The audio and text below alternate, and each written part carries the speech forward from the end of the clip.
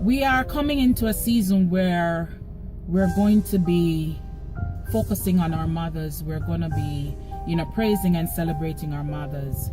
But truly look at it. If you can't praise and celebrate your mother each and every day, then that one day doesn't make a difference.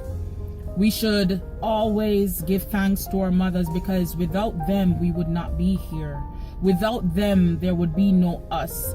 And we live in a day where abortion is prevalent. I want to remind you today, just call up your mother, say a prayer for your mother, lift up your mother to God. No matter what she has done, no matter even if your father is your mother, celebrate them each and every day, not just on Mother's Day. Bless you in Jesus' name, amen.